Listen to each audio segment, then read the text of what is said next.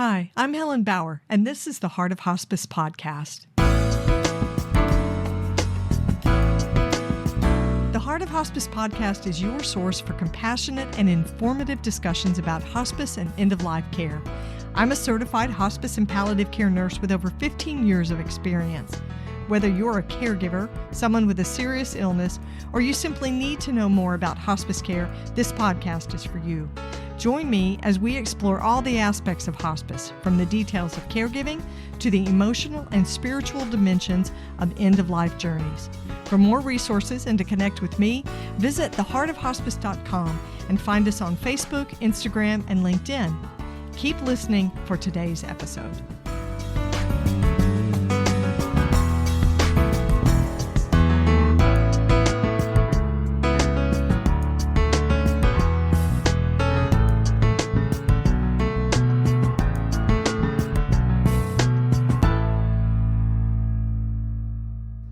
This is the Whole Care Network.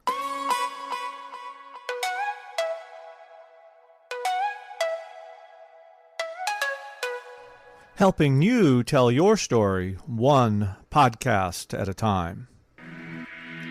Content presented in the following podcast is for information purposes only. Views and opinions expressed in this podcast are solely those of the host and guest and may not represent the views and opinions of the Whole Care Network.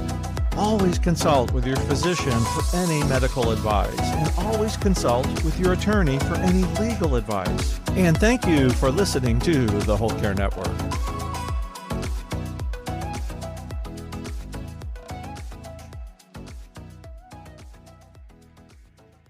This episode is being sponsored by Halo Care. Whether you're supporting an aging parent or planning for your own independence, Halo Care empowers you to live confidently at home.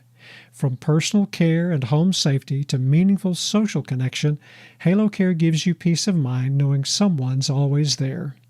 Learn more at halocaregroup.com/USA or check the show notes for the link. Halo Care, where technology meets compassion and home feels like home. This episode is sponsored by Hospice Navigation Services.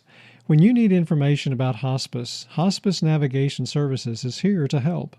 An expert navigator will answer your questions about end-of-life care and give you the tools to feel confident in your decisions.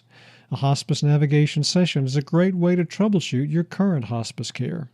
It's your journey. We can be your guide. Visit hospicenavigation.com to schedule your hospice navigation session today. We are honored today to feature a conversation with our first ever interview with a hospice aide, Kathleen Schrek, sharing what an ordinary day looks like, how she manages compassion fatigue, and why she wants to keep working in end-of-life care. Kathleen Schrek has been a home health aide for 13 years. The last 10 of those years she has spent working in hospice. She holds an associate degree in gerontology and a bachelor's degree in social work. She's been a panel presenter at the annual Minnesota State Hospice and Palliative Care Conference. She's also a trained death doula. She received her certificate through INELDA, which is the International End-of-Life Doula Association. In our conversation, Katie describes the work that a CNA does to provide care for patients and some of the unique people and cases that she's worked with. Katie shares what a typical day might be like for a CNA who's caring for hospice patients out in the community. We talked about how patients often share intimate or personal information with the aide that they don't share with the other team members. Due to the intimate nature of their work, an aide often has a much closer relationship with patients and with the family. And Katie talks about how she learned to establish emotional boundaries to protect herself and the people she's caring for. Based on her own experiences, Katie offers some advice to aides who are just beginning to work in hospice care. Katie is continuing her education, and she has plans to continue to work in the grief space as a social worker specializing in bereavement care. Out of over 600 episodes, we've never had an aide on the show. I hope you enjoy this. Aides really hold a special place on the hospice team. There's a lot to learn.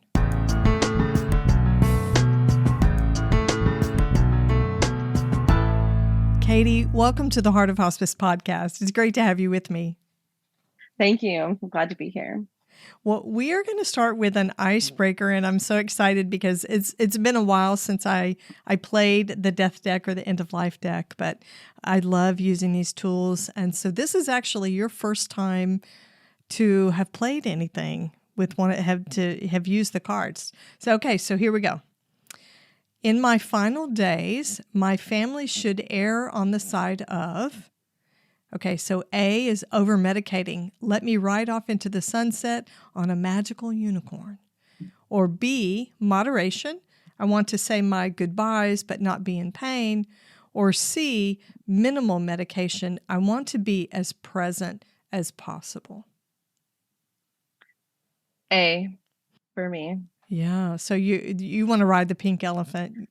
I don't know if you've heard that there's been talk of psilocybin becoming one of the comfort meds at end of life. And when you're in that in between, one foot in this world, one foot in the next world, just pumping you full of psilocybin. I mean, yeah, I feel like that's just a beautiful way to go.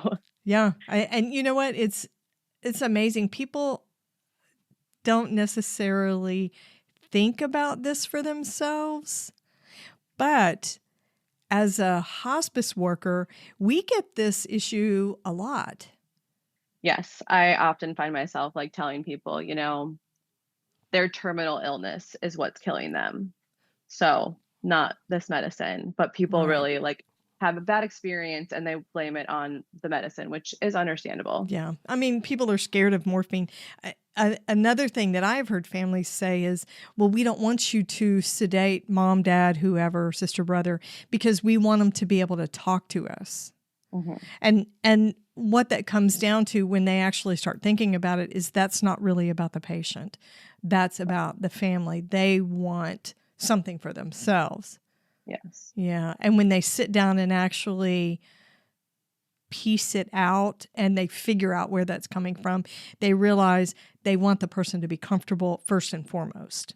Absolutely. Yeah. The communication thing is just a luxury. So, yeah, that's one of my favorite ones. It kind of makes you think about those things that maybe we don't necessarily include as part of an advanced directive conversation, but yeah, that's a good one. That's true. Mm-hmm. That was good. So I have to tell you, I think that you hold a very unique place on the Heart of Hospice podcast. I don't think that I have ever had an aide on the show before, which is a big deal because I've got over 615 episodes to date. Oh. Yeah. So that is a big deal. Welcome. Such a vital, crucial member of the hospice team. And I guess I owe the world an apology for not having an aide come and talk before. I don't know why, really, I haven't done it. So when you and I had our intro call, when you talked about your work, you're in love with what you do, which is amazing, right? How many people actually get to have a job that they really love. But I know. Your heart really shines through when you talk about the work that you've done as a hospice aide. So I want to hear about what is considered a quote-unquote ordinary day for an aide.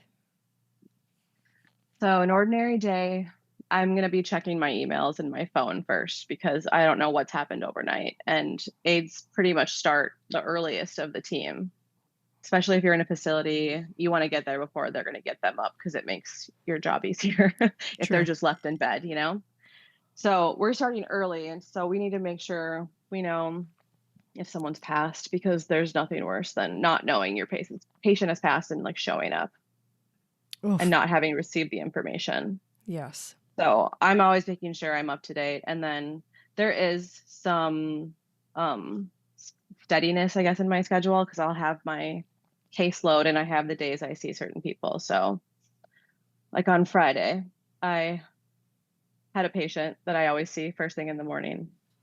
She's kind of crabby, but if I get her in a good mood, it's a good morning, but she's funny. But then I also have on the side, because I do hospice Monday through Friday, and then I have 2 private patients I see. When I worked for a different hospice, he graduated from hospice at 99.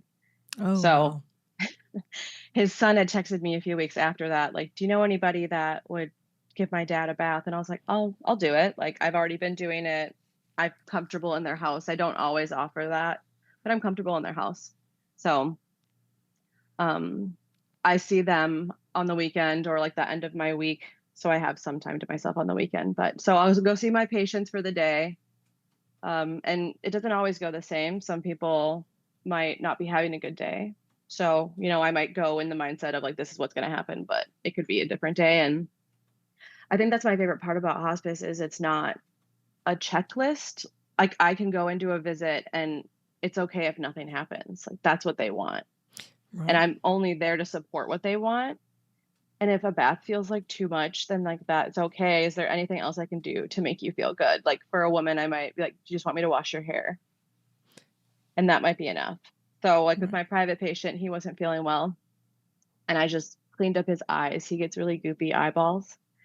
And he called himself like a maple tree. He said it just droops down. Oh, heavens. So that's like his favorite part. He gets so excited to get his eyes cleaned, and like that makes him feel like I think a couple weeks ago he's like, I feel like I could climb the tallest building now.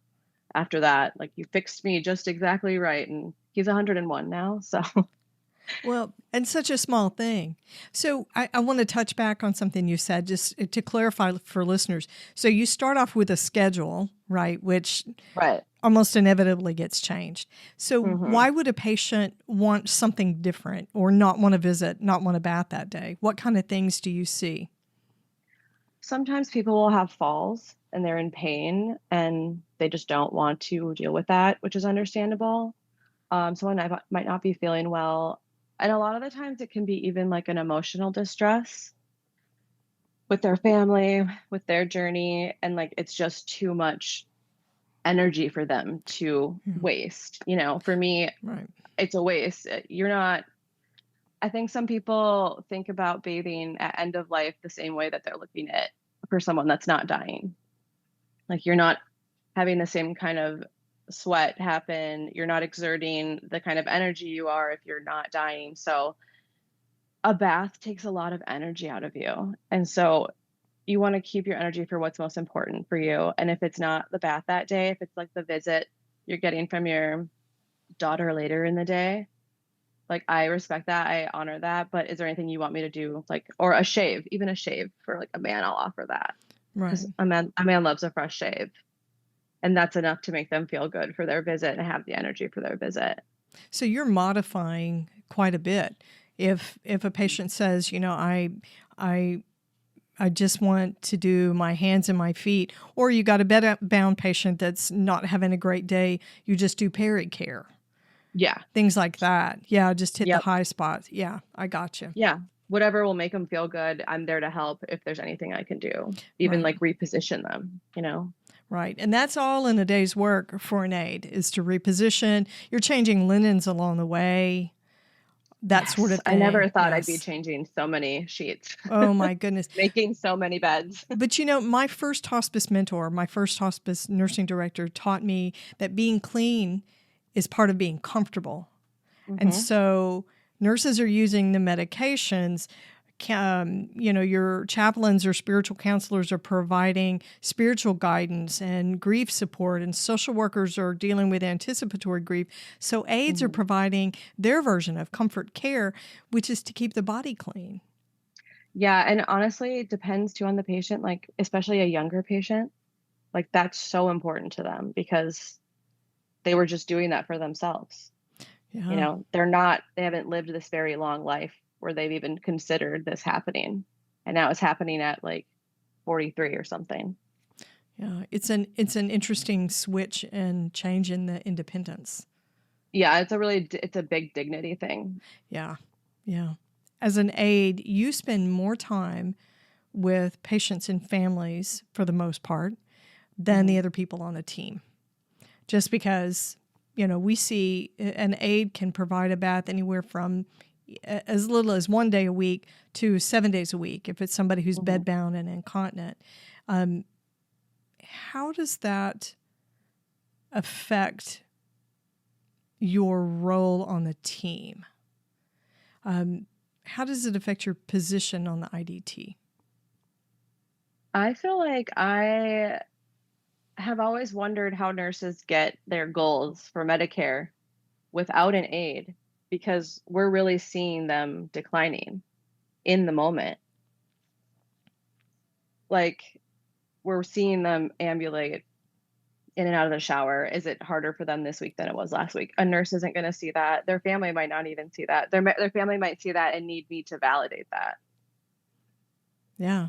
Yeah. So for listeners, this is a huge thing in the relationship between an aide and a nurse, because our aides are the first ones to see the skin breakdown. Mm-hmm. They're the first ones to report a fall sometimes, because a family says, oh, mom fell during the night. And the first thing an aide's going to do is get on the phone and call that nurse and say, Miss So-and-so had a fall. He's in more pain today. They've been vomiting since yesterday. Things the family either didn't think to tell the nurse, or they haven't had time to tell the nurse, or they're just too overwhelmed to realize they needed to report it. But that aide is sort of the first line. The first line witness to a lot of these things that the nurse needs, that we need to respond to, for one thing, but we also need it for our documentation. It's just part of what we do. Yeah. Yeah. So the aide is eyes and ears. Do you ever find that patients and families confide things in you that they don't tell the other people on the team? Absolutely. I mean, I even get that with strangers in public. Like, that's you have a vibe. People come up to me. Yeah, there is a vibe there, but definitely in my work. Yeah. I mean, I'm almost the most, in a sense, I'm the most trusted member of the team because of the relationship built with my patient and the trust they have in me with their safety, with their dignity, and making them feel not less than for like declining or not being able to do it for themselves anymore. Right. Some people struggle with that loss of that as if it's their fault. And it's not. It's like, this is a process and you don't need to apologize for me doing this. I love helping you. It's so easy for me to come here and I get to go help people get ready for the day. Like, that's my job. It's so fun in a sense, like, especially with the person, depends on the person you're with, but I mean, like you said, I love my job. I get to do it every day, and not everybody does that. So yeah, I love it. So you actually have people that tell you, oh, I'm sorry, I can't bend over and do that, or I'm sorry, I can't make it all the way into the shower today. Yeah. Or even like put their sock on, like, I can't do this. I'm so sorry. Yeah. They're apologetic. I'm like, no, why are you apologizing? Like, I'm literally here to help you. This is what I'm here for. Yeah. Yeah. Let me help you. There's a lot of emotional support and comfort that an aide is providing while that care is going on. Oh yeah. There's so many things coming into play with it, like, that you have to think of. Their comfort, if they're warm enough, or that's a big one. Like, they don't want to be cold. That's why people don't like bathing. It's freezing. Depending where you're at, you have to go down the hall to use the one shower on the floor. Yeah. There's all these things you have to think about with them being comfortable. I have seen aides. So I live in a very warm climate. I live in Southeast Texas, in the Houston area. And, the temperatures here get crazy outside. It's 96, 97 degrees outside a lot of times. And I have seen aides whose patients are cold, even in July and August. And the aide is pouring sweat. But they have a space heater on in the bathroom because the patient is shivering. Yep. Yeah. Yeah. I don't think people realize, unless you work in this business and you have actually gone out to people's homes, because community-based hospice care is different from facility-based, right? Yes. Hospital-based. Yes. It's really hard to understand how aides provide care and how intense that work is sometimes. Yeah. And every location is different. Every single location. You're going into somebody's home. Yeah. Yep. Yeah. And it's you're working different with what is set up there. So you go in and you have to get creative sometimes. Yeah. Yeah, absolutely. Oh my goodness. Okay. So you guys, you have a very special, unique relationship with patients and families, but you're not given a lot of training when it comes to grief, secondary grief, and compassion fatigue, which is easy to have when you work with these folks who who may not be with you for very long. Mm-hmm. They may be with you just a few weeks before they die. You may be caring for them when they die. Mm-hmm. That's not unusual. How do you manage secondary grief that you experience as a hospice aide? I kind of have two answers to that. So my first hospice job was really wonderful. I think the way that they do everything is just so great. And we had a bereavement coordinator, Nancy, who just inspired me with how she helped us with that. Like, her focus was patients and families, but it was also our team. And so every month we held a reflections meeting, and we would do that before IDG once a month. And we sat in like a really nice room. She'd have music on, like candle, soft lighting, and we would kind of sit in a circle and we would read a list of the patients that had passed the month prior, and we'd put a stone from one like jar to the next. And when we'd say the patient's name, everyone had time to share maybe a grievance, maybe something they regretted about the care that happened, maybe something they're proud of, maybe something they would have done differently. And in this really safe space to be vulnerable with other people that also went through this with you. And she would just, how she led those reflections really helped me with dealing with that grief. But my second answer is I learned the hard way. Oh, yeah. Which is a story of so many people who work in end-of-life care. Yeah, I had to learn the hard way. And his name was Jason. I have his permission to talk about him from his wife, Danielle. He was one of those unique cases where I went to their home. He was 43 years old. He had ALS. Mm. And when I met him, he had mobility in his neck and his wrists. So he was 6'4". And when his wife, Danielle, transferred him, I was like, and mentally I was like, I don't know if I can do this. How has she been doing this? Yeah.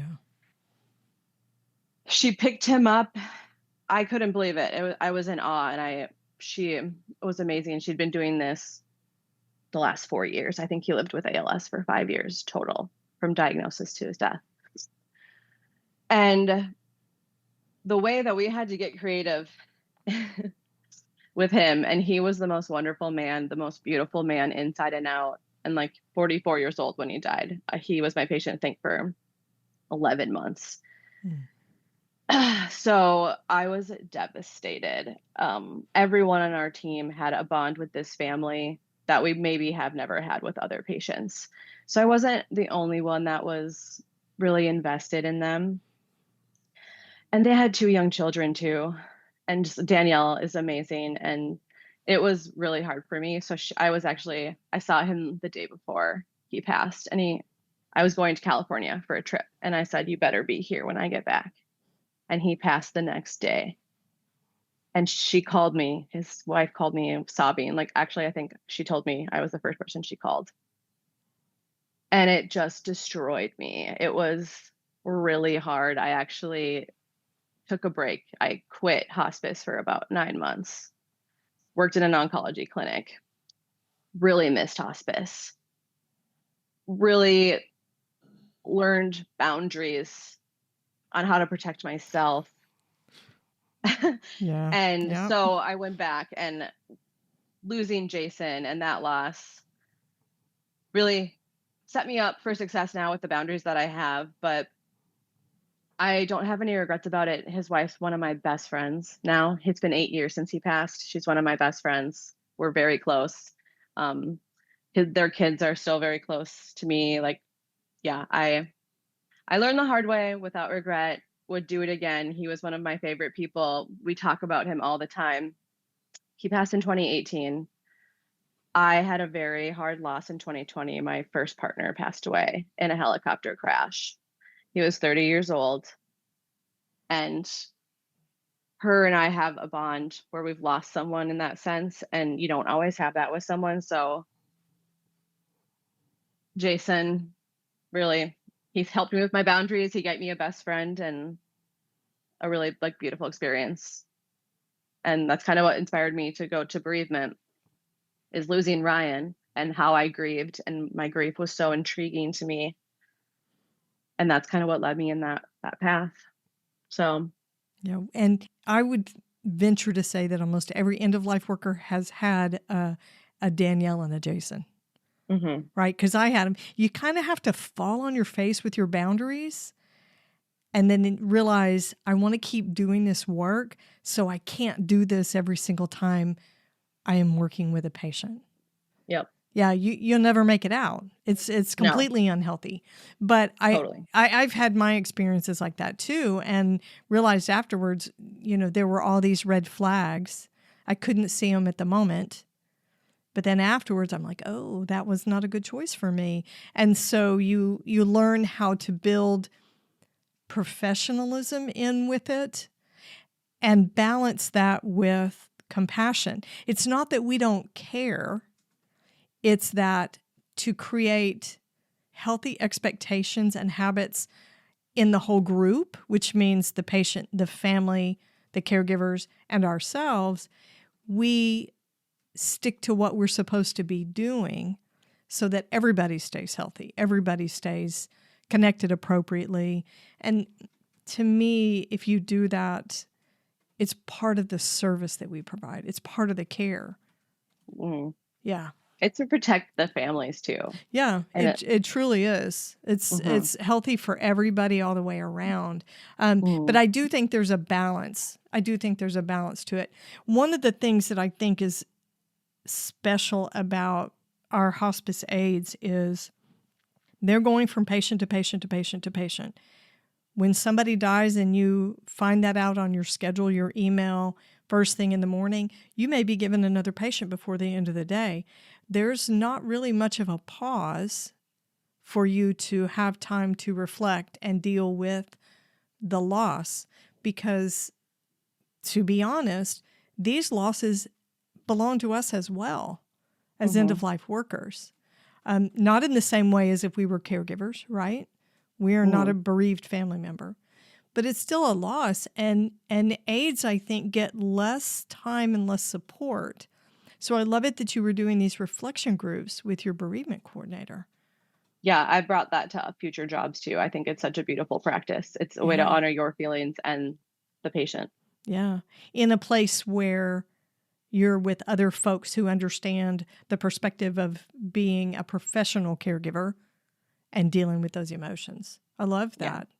Yeah. I hope that people who are listening, maybe there'll be some hospice workers that pick that up and take it to their programs as well. Yeah, it's an amazing practice. It really is. I love that. I hope you're inspired by Katie's work. After the break, she's going to talk about her plans to become a bereavement professional, so stay connected. What if aging at home didn't have to mean being alone? At Halo Care, we're redefining what at-home care can be, combining cutting-edge technology with real human compassion. Our 24/7 Care Hub team is always there, offering peace of mind for families, caregivers, and seniors alike. With Halo Care, safety at home comes first. Through smart home technology, wellness monitoring, and personal connection that helps people live independently and confidently. Whether you're a family caregiver, a healthcare professional, or someone looking for extra support to stay at home, Halo Care is here to help. Visit halocaregroup.com/USA or check the show notes for our link, or call 888-247-7102 to learn how Halo Care can make home the safest place to be, because care should always feel personal, human, and connected. This episode is sponsored by Hospice Navigation Services.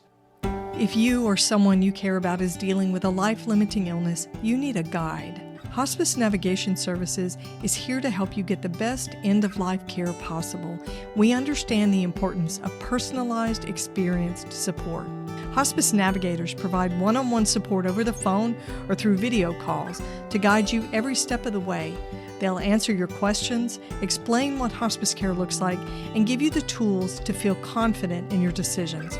Whether you're planning ahead or you have an urgent need, Hospice Navigation Services helps you and your family understand your options for end-of-life care. A hospice navigation session is a great way to troubleshoot your current hospice care and get answers to your questions. You don't have to go through this alone. You deserve compassionate support and guidance for your end-of-life experience. Hospice Navigation Services can be your guide. To book your hospice navigation session and receive your free guide to end-of-life care, visit our website at hospicenavigation.com. It's your journey. Hospice Navigation Services can be your guide. Okay, so if you were to sit down and you were going to talk with a hospice aide who's just starting out, what would you tell that person? What insider information would you share? I think I would really just empower them to be their own voice, because you are out there by yourself, really. You don't often run into your fellow team members. And if you're going into a facility, you're kind of on their turf. So Yeah. you have to really advocate for yourself and not be pushed around. Hospice aides can be bullied because they get to come in and just do a bath and then leave. And it's not a big deal if we don't do the bath, because we don't push that on people. Facilities are a lot more structured where it kind of has to happen in their eyes. So there is pushback sometimes. And so you just really have to stand your ground. And that's not the care I provide. I provide comfort care, and they have declined. They've refused cares today, and Right. that's their choice. And that's what I'm going to honor, their choice. So I really advocate for people to advocate for themselves while they're out there on their own. Yeah, I think that's a big one.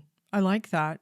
One of the unique things about community-based hospice is we see patients wherever they live. Mm-hmm. And that can be in a private home, can be an apartment, a halfway house, assisted living, long-term care facilities, personal care homes, memory care units, what we used to call a locked unit, a secured unit. But aides are going in and out of every single one of these environments. So really each one is very unique, and you have to learn how to communicate when you're going in any type of facility, and you have to learn who to communicate with. Yep. And what kind of information they need. And each one of those facilities is a little bit different in what they require from the team. It's not just that you go in there and you give a bath and you're out. You are communicating, you're coordinating, you're advocating, you're providing supplies, you're touching back with the team to collaborate. So the job of an aide is much more than just the physical labor of providing a bath. Right. It's a whole scope of things that I don't think people really fully realize. I think it would be so unique and so valuable if everybody who was coming on to a hospice team, who was onboarding, would not only ride with a chaplain and a social worker and whoever else, but to ride along with an aide and see when they start a day at 6:30 or 7 o'clock in the morning. Because most of the aides that I knew were always starting early because they had patients that needed to start a day, and the only way they could do that was if they had their bath or whatever they were going to have and were gotten up by the hospice aide. And you have to kind of coordinate meal times too if they're in a facility. So Right.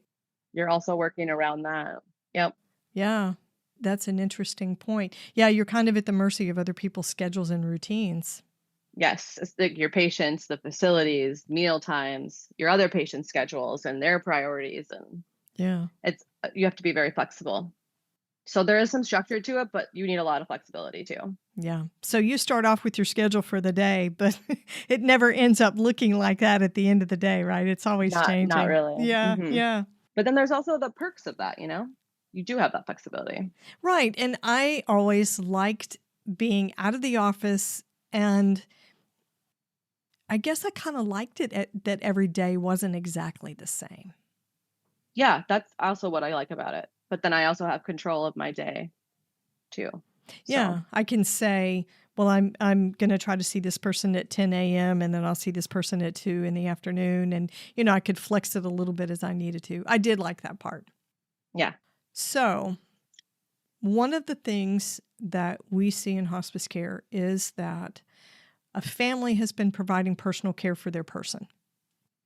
They got it down to a science. They know exactly what works, what doesn't, what the person responds well to, especially if it's someone with any dementia or Alzheimer's. They know where their abilities are and what they can't tolerate, what they like. And when hospice care starts, one of the first things they say is, we don't need an aide. We don't need that help. We've been doing that. We got a system. And I've seen this numerous times, right? Because they have it completely refined. They know exactly what to do. So they don't want to incorporate an aide into the care that's going to be provided by the hospice team. What would you tell a family who was struggling with allowing that type of help to happen?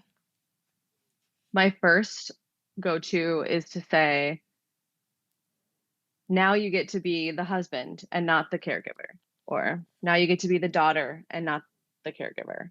Yeah, even if it's just for an hour. Yeah. Yeah, like you get to get out of that role. I get to take this from you. It's not because you're not capable. It's not because you're not close like with your mother, but I get to like take that load from you to lighten what you're carrying. Yeah. Yeah. You can hold that part of the work for them so that they don't have to.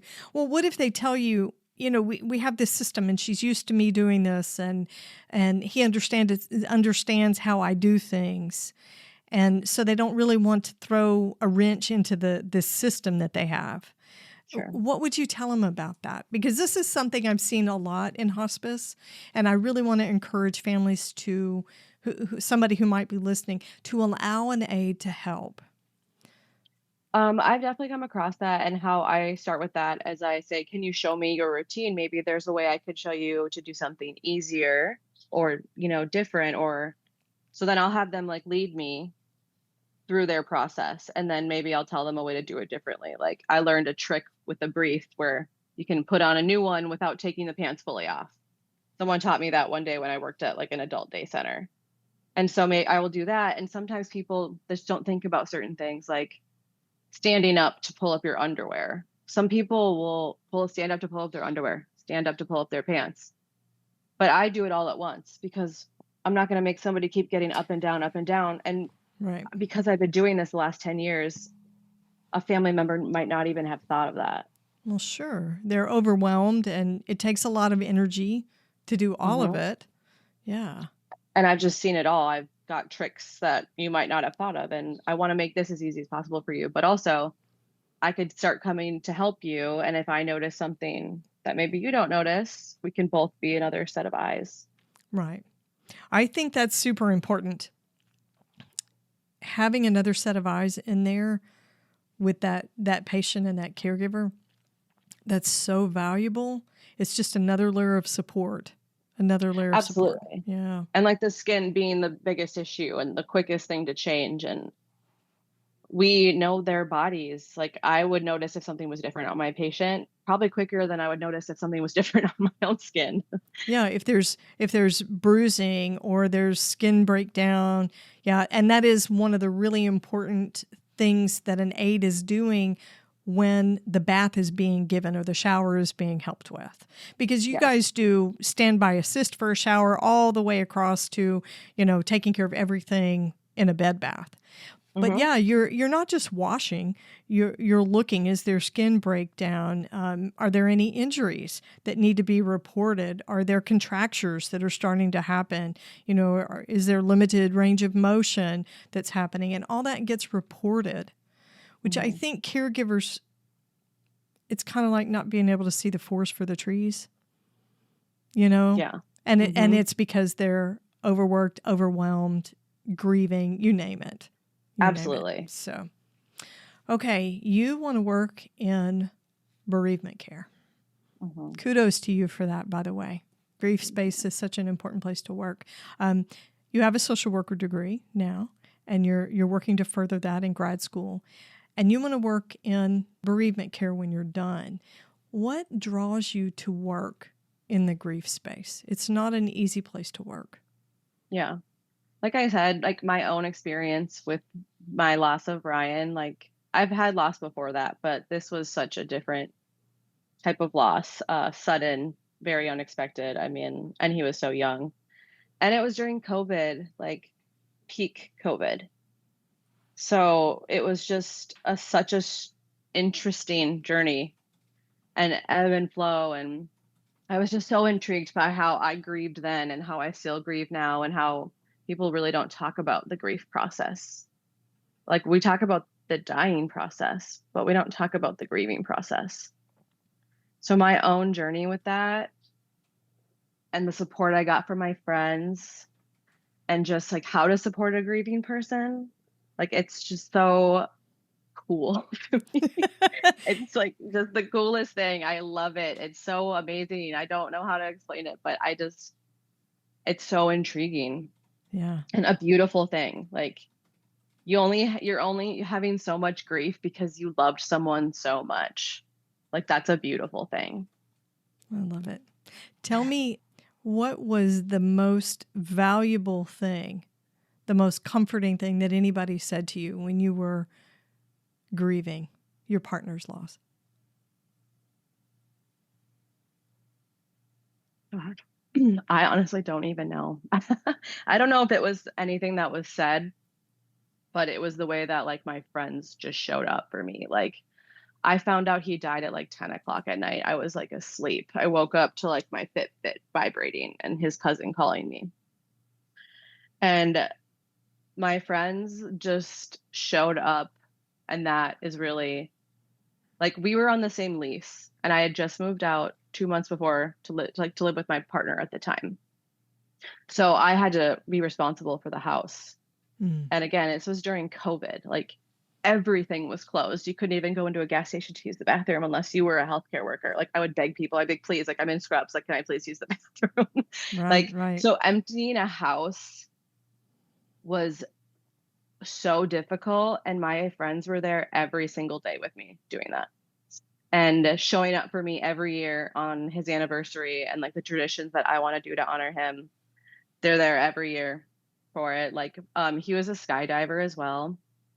And in that community, if there's a death, they'll do a special jump for you. And his friend Sam asked that if she wanted us to do that with some of his ashes. And I was like, absolutely. He would love this. Like, of course. So do they scatter the ashes out during the jump? Yeah. So they planned a whole thing. They did a formation. We had a bag, like a Ziploc baggie, like Velcro thingy. And she put a bunch of flour and glitter in there. And then we put his ashes there. So when they open it in the air in their formation, you can see it on the ground. So you can see the moment that he was released up in the air. Oh, wow. I'll have to email you. There's a YouTube. She made a YouTube of it. Amazing. I get to watch it all the time whenever I want. It was amazing. It was just the most beautiful thing. And all my friends were there. Again, it was during COVID. You couldn't really have gatherings. So I had to like choose who was there. Mm. And it was like some of my best friends from childhood that also knew Ryan. And yeah, I'll have to email you the link, but it is such an amazing thing to do. And he, like I said, he would have loved it. He would have loved it. So unique to who he was. That's so great. I love that. You know, Yeah. the pandemic changed the way we were able to grieve. Yeah, all the rituals and the gatherings and things like that. I think I became acutely aware of missing those things and how important they were to me during the pandemic. You know, it's one of those, you don't know what you got till it's gone. It was one of those. I love that. And you can tell that this is going to be the thing that you bring, you know, that enthusiasm and that compassion. That's going to be what you bring to the grief space and the grief support. So in the work that you're doing right now, what moves you the most when you're working with the dying? I love being there for the families and educating the families because, you know, in our culture, we don't talk about death, and that makes it a million times harder when you're going through it, when you're watching it. So I love to be there to support them and educate them. And, you know, this is normal. This is a normal process of dying, or this isn't. Like, this is something I'm going to report to the nurse. Or I love showing them how to change the sheets with someone in bed. People are so amazed by that. And I'm like, no, we can do it. It's actually so easy. But I remember when I learned in my class, my C&E teacher, she's like, all right, we're going to learn to do this. And I was like, there's no way. And it's just the coolest thing to do. And the people are like, oh my gosh, that is such like an amazing thing to do. And it's very nerdy, but no, I love that. Try changing the sheets with somebody in the bed who can't help you and see how valuable that particular skill is. And I always have to tell the families, I made that look really easy. I do it all the time. It takes a lot of It practice. takes practice, but you'll get it. You'll get everything lined up perfectly and you'll get it down. Yeah. But I made it look easy, but this is how you can do it. Yeah, there'll be some cursing and some mistakes to begin with, but you'll get it. Yeah, this is how we know the work of a hospice aide is so important. Those little things that seem so simple, but they're so valuable, and they take so much energy from people when you don't have that support or you don't know how to do it well. This is why aides make so much difference. This is why the work that you do matters. So, Katie, thank you so much for being a hospice aide and coming on the show and really talking about the nitty-gritty of the work that you do. I'm just so tickled that you're sharing your story and that you're moving on in your career and going on to bereavement care. That is so awesome. Thank you so much. Thanks for listening to the Heart of Hospice podcast. Check out our sponsor in the show notes and please leave a rating and review on Apple Podcasts. We would appreciate it if you would share this episode with your friends and family and anyone who needs to know more about hospice. Connect with us on Facebook, Instagram, and LinkedIn. And remember, no matter who you are or where you are in your hospice journey, you are the heart of hospice.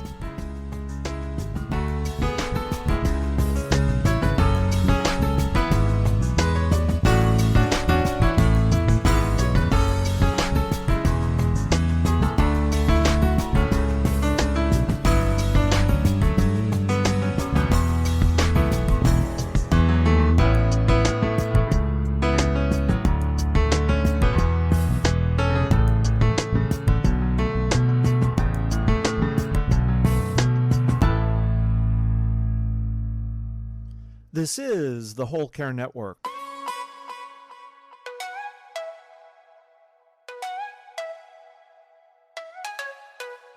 Helping you tell your story one podcast at a time.